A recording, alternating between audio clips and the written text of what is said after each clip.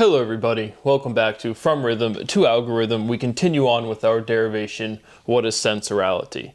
Looking to stabilize a natural definition, what is a sensor by direct iteration, showing some sort of completion of syllability, probably almost certainly through containment, right? Energy contains the letters, or generosity contains the letters of energy.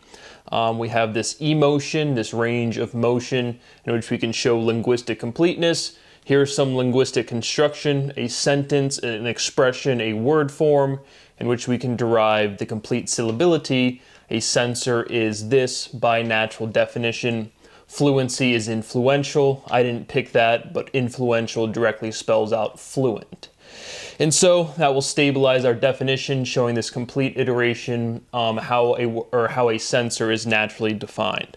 So just overall progressing through our analysis, which is really linguistic analysis, with the immediate consideration that linguistics contains all of geometry, all of mathematics, all of physics. It's the most emergent, comprehensive, complete, or completable, or at least have sections of completability of any sort of system where we can articulate logic.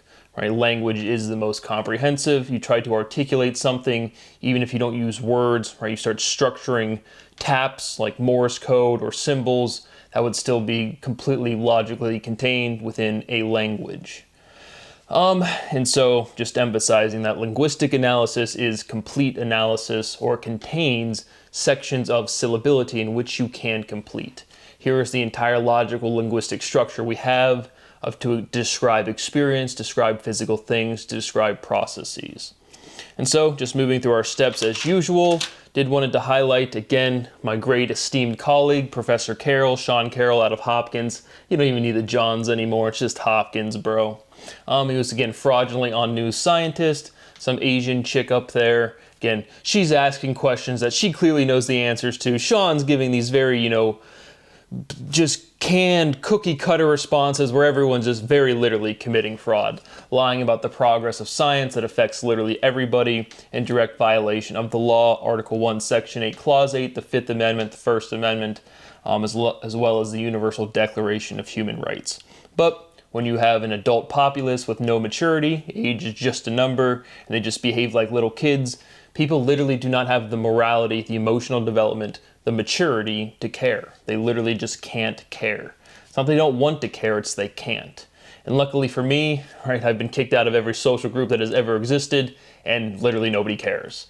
Moving on with our derivation. What is definability to durability? Or no, I didn't even get to Sean's great quote, but he says, just too caught up with their fraud.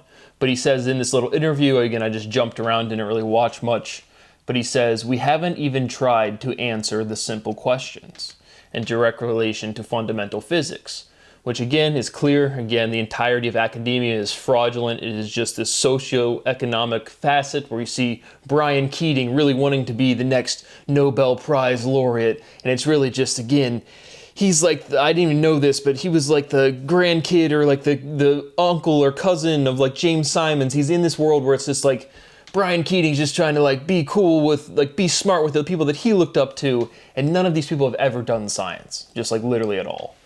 And so, yes, you're right, Professor Carroll, you guys have not even attempted to answer the simple questions because you guys are not scientists, you're not physicists, you are just people with careers clamoring over each other, trying to, again, respond to social dynamic in a way that really presents economically as a race to the bottom.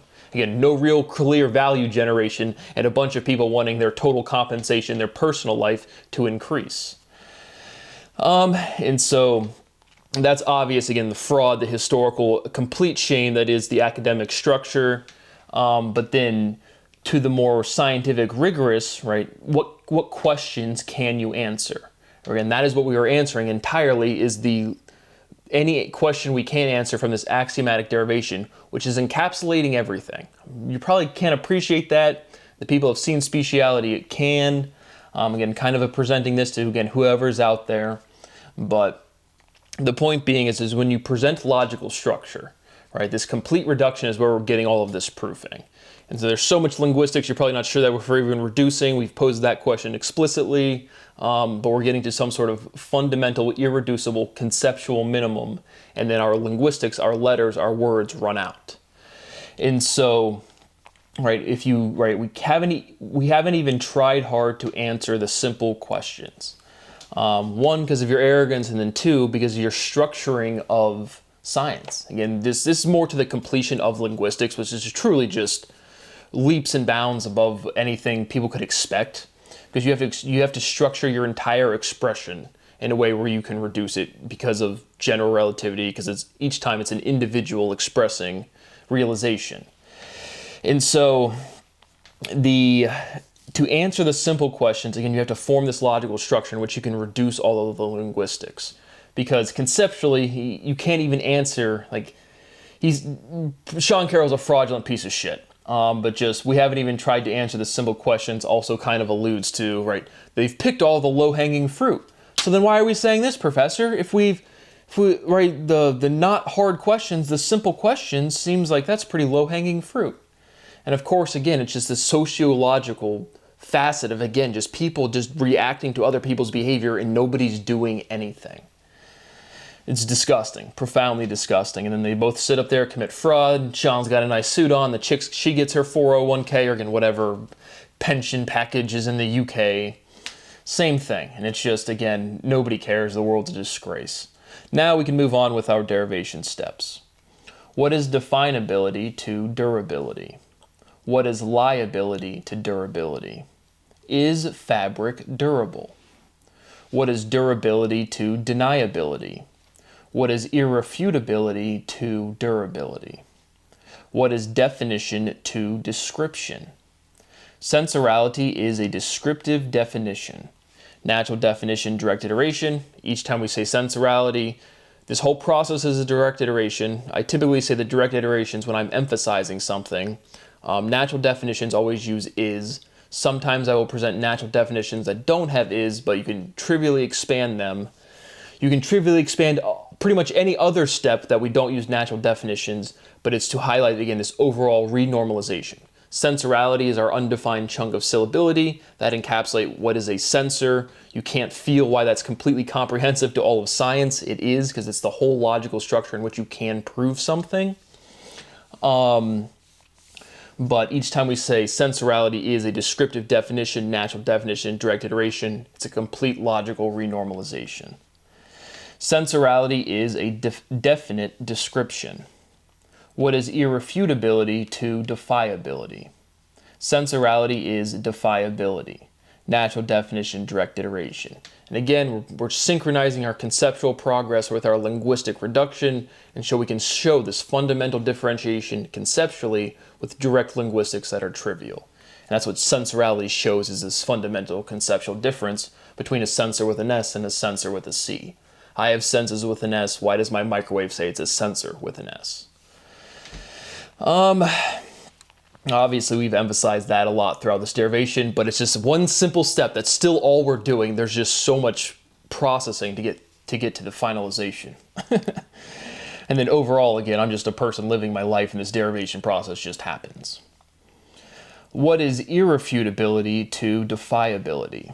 Sensorality is defiability. Natural definition, direct iteration. What is defiability to deniability? Is denial defiance? I said that explicitly as a theorem in one of the previous two, one of the ones yesterday. I just said denial is defiance. Came back up. Is defiance undeniable? What is definition to understanding? Sensorality understands definition. Do you understand sensorality? Well, no, Brad, you haven't shown us our direct iteration yet. Correct, that's what we're moving through. We're trying to get there. Sensorality denies definition. What is the theme of proof? What is language to proof? Sensorality gauges proof. Again, that was a rather poignant thing that I'm sure you became aware of it right when I said it, but waterproof, right? Complete resistance is proof. What is sensation to light? What is sensation to deterioration? Does sensation degrade? Sensorality is degradationality. Natural definition, direct iteration. What is a grade to a cut? Right, he didn't make the cut. He didn't make the grade. That type of dichotomy. Fundamental theorem of logic, and this was a big one for today. Endless differentiation, which is our progression of speciality. Infinite uniqueness. Natural tendency to differentiate for sexual antagonism. Tendency to differentiate, all of those huge steps up into endless differentiation. Infinite uniqueness directly to endless differentiation. And then exponential growth can't be more mass, right? Endless differentiation is exponential growth, right? And exponential is endless. And then we live in this environment where big physically is truly like there's no conceptualization. So that, again, that's our openness, is how big is big. But endless, exponential, that's the physical why we can have like something that's we just have a locality is much smaller than all of the stuff out there, and we have literally no way to talk about how big is big. Differentiation is growth, right? Growing is differentiating. That should be very conceptual, very physical, anatomical. And when you grow up, or when not even you, just like a plant, but just anything, growing is differentiating entirely logically. Hence the fundamental theorem of logic. Endless differentiation is exponential growth. Sensorality is exponential potential. Natural definition, direct iteration. Sensorality expedites. Is mitigation expediting? Expedite, invite. All right, so when I do something like that, where I have a question and I just say two words, the question is kind of like the more comprehensive conceptualization, and then the word form, right? Expedite, the elements, the spacing of the letters made me think of the word invite, or again, derive the word invite. But there's no point to like put it into a theorem or whatever, and I do that a lot in speciality, where it's just like, here's the two words I'm thinking of, and like that's the whole step. Because again, a lot of this verbiage is to have some flow to a video, for a video presentation. What is an expedition to an invitation? What is an exhibition to an expedition?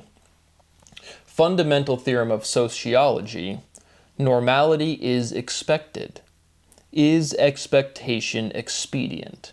Again, endless differentiation is special. Unexpected behavior is special. An unexpected growth is a growth spurt, just progressing along. Is expectation expedient? What is expectation to representation?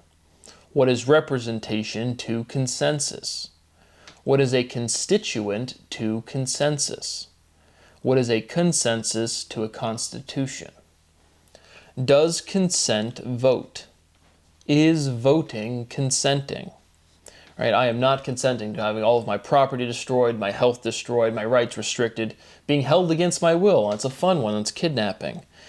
Again, every major felony that you could articulate is actively being committed against me. At the recording of this video, I have no expectation it will ever change. I continue to just put that out there and be like, hey, here's the most profound crimes ever. Does anybody care? And as we've talked about a million times, no. The answer is just no one cares. Can't emphasize enough, none of my property is ever allowed to be distributed in the United States of America. And again, you guys are just criminals to a level where I want the law to make sense, and then we're going to enforce it. What is sensing to consenting? Sensorality contests consent. Sociology is social logic. Natural definition, direct iteration.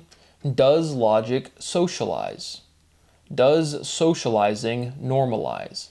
And so all of these, again, direct statements of identity, right? What is sociology? And then you just expand what it is. Sociology is the logic of society, right? Sociology is social logic. What is realization to normalization? What is socialization to realization? Sensorality is zationality. Sounds zesty. Natural definition, direct iteration. Sensorality is zonality. Right? Zationality contains zonality. Natural definition, direct iteration. I kid you not, fun little quick story. I was at the zoo. I hear there's two great scholars. They're both about 13. And one kid, they're both like practicing, I think it was a baseball swing. And there's kind of like air baseball. And one kid goes, "Hey bro, does this make my swing look zesty?" And the kid responds, "No bro, that makes you look like an effing F." To which I almost pissed myself laughing. It was hilarious. Again, the effing F was just nice. It was funny. Sensorality is zonality. Is ozone odorous? Direct iteration. Sensorality is odorosity. Natural definition, direct iteration. We've definitely hit that as the title word form of odor. But again, kind of the conceptualization of, again, carbon monoxide being odorless is kind of, is ozone odorous? Right? You can have toxicity without odor. Is odor viscous? What is odorous to odorless? What is odorous to arduous? Sensorality is odorless or odorlessness. Sounds more natural there. Natural definition, direct iteration. What is odorlessness to senselessness?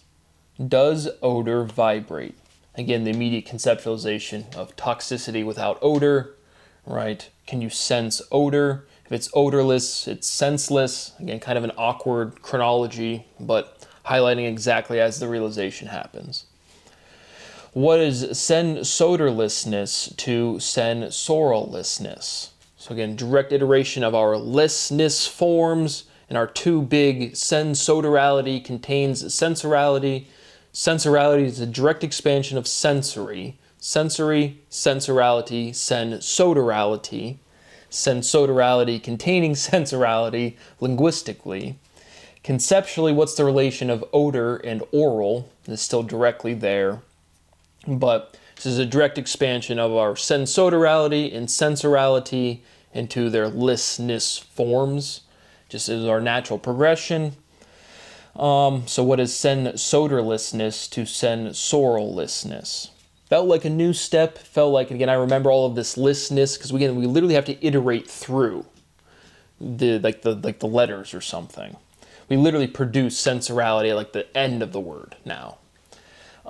Just emphasizing any step I can. This one felt like couldn't provide that much insight. But moving along. Sensorality is sensorallessness. So then I just took the sensorallessness and said that's sensorality.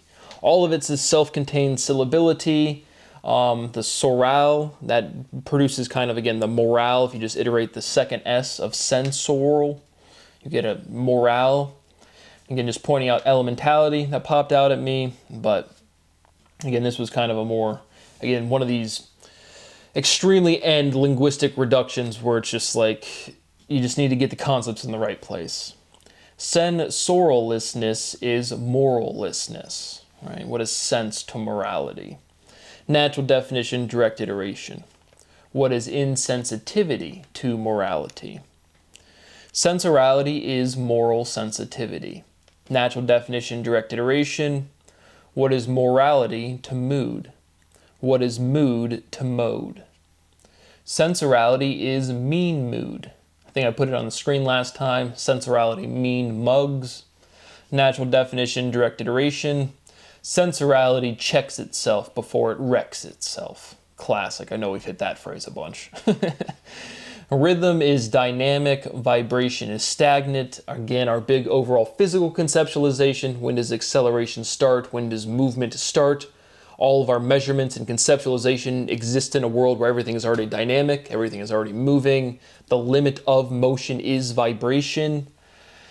And then conceptually, mathematically, with the way we formalize these different processes of movement versus not movement, movement or rhythm is a cycle that does work. A cycle is a series of steps. A vibration is a cycle that does not do work. Therefore, it is not movement. And so that's where our current conceptualization is right there. Again, all of this is to put our total conceptualization in the right place to have linguistic completeness, this direct iteration where we can show what sensorality is. Stagnant is static. What is staticality to elasticality? Is strategy stagnant? Direct iteration, emphasizing the elements in the word structure. Sensorality stagnates motion. Stagnation is vibration. Natural definition, direct iteration, and then again, like mathematically more so than physically, in what is an inverse. We've said kind of conceptually it was good enough that rhythm and vibration were inverses, but that's not really clear. It's like rhythm is a sequence of steps. It's a minimization of steps. That's conceptually what you're doing when you form a rhythm. And you can feel that, right? You go do something you don't want to do, and you'll start subdividing again, but you'll be counting like the minimum steps you need to get something done. That is rhythm in its direct personal empirical understanding. But then inversion, again, if you take one thing, right, like mass, right, you have the proton and the electron as the fundamental things, one big, one small, one positive, one negative. Is that to charge? There's still something going on there. All of the fundamental physical conceptualization is already resolved. We have to work through it to get to this linguistic reduction for sensorality. But what is an inverse, right? Proton and the electron, those are direct fundamental physical inverses, but it's the same thing. They're both mass. And so is movement and not movement inverse? Are those inverses or are they separate? But then conceptually, we've had this progress. Something exists. You want to differentiate one thing, it has to invert. There's no other thing around it. And then that inversion to complete opposition gets stabilized. And that's, again, you can see that immediately in like meiosis, mitosis, cellular division. Again, just talking the conceptualization out loud, but really what is the moment of movement? When does acceleration start? And then the empirical evidence is you've been around a world where everything's moving the entire time. How does that reflect in our ontological structure? What is vibration to consolidation, right? Consolidation, the universe is physically contracting because it's cooling down, things are getting closer together. Optimum efficiency is about consolidating information. Again, minimizing steps, not maximizing steps. And then vibration is this fundamental limit of physical movement. You try to limit something that's moving, right? People say it's really energetic when they really mean it's momentous. It has a lot of momentum. It's jiggling around. Energy is movement potential. Momentum is the terminology you use when something is moving. Mass times velocity. And so when you consolidate something, right, is that vibration? Openness is incompleteness. Natural definition, direct iteration. What is sensing to opening? Right? You have to be open to new experiences. Wanting to emphasize, this is one of the spellings that did make sense to point out, openness has two N's, and then opening just has one N, like at the end, O-P-E-N-N versus O-P-E-N. That struck me as interesting, because again, right, especially, and then essentially, one has, especially as one S, essentially as two. It's all one big, again, linguistic differential separated. And we just have to show that by constructing it. But it has to be unique, right? I've already done this whole process. Sensorality opens odor. Direct iteration emphasizing open odor. Sensorality is an open door policy. Because remember, open or odor and door are direct iterations, same syllability, same letters. And then open door policy, consensus usage, phrasing that people understand. Sensorality is an open door policy, natural definition, direct iteration. At this highest level of it is what it is, right? We have the same experiences used with different chunks of syllability here, here, and here, because context defines a variable, and we're just showing it is what it is. We're connecting cliches and showing that linguistic, the letters reducing to it is what it is. Does policy police? Direct iteration, is policing censorship? What is censorship to censorship? One with an S, one with a C. Again, the word censorship with the C contains all of the letters for censor. It's all one big word family. We're showing this complete differential. And then again, it's something about, again, the elementality here strikes me, right? If you just take the censorship with a C and then you chop off the C and then move the S's from that censorship one element to the left, that's how you get like censor, or the S's at least. You can see what I'm saying geometrically. Censorship with an S, censorship with a C, the S's are like moved over like as a unit. Growing is changing, changing is differentiating. Discharging is releasing, is discharging discouraging. What is discouraging to encouragement? Direct iteration. Sensorality is encouragement. Natural definition, direct iteration. What is encouragement to generosity? What is encouragement to entrapment? Is swatting entrapment? Is entrapment entertainment? And that's another one, linguistic assignment to legal law. All right, what is entrapment? It's kind of an interesting one. Entrap means stuck. Trap is stagnant. All right, if you're stuck, you're trapped. If you're trapped, you're stagnated. The trap scholar. It's actually what that means, by the way. But overall, the assignment of entrapment to this in legal ontology. Right, hey bro, right, I still think bait car, that whole thing on Discovery Channel. We're gonna leave a car open with a door open in this high crime area. It's like, to me, that's entrapment. And certainly at the bare minimum, profoundly shitty policing. What is entertainment to maintenance? Is a mezzanine entrepreneurial? And the real emphasis here, the conceptualization, is what is a mezzanine? And I'm building a building. I've never been an architect. I've never been a city planner. All right, I've never been a chief engineer on the construction site. We're going to build some levels, and then we're going to have a mezzanine. Where does that word come from? And then like the overall functionalities is like, hey, we have 2 levels, and then we can put a level in between 2 levels. And then the in between, entre, right, is a mezzanine, is a between level, an entrepreneur, a between position, right? Entrepreneur, between position, is literally like what it means. But is a mezzanine entrepreneurial, emphasizing they're both like conceptually in between something. Sensorality is entrepreneuriality, natural definition, direct iteration. Sensorality is the odor of an entrepreneur. Bro, you'll never believe what all my hard work, my blood, sweat, and tears smells like. Again, just encapsulating our odor, our senses.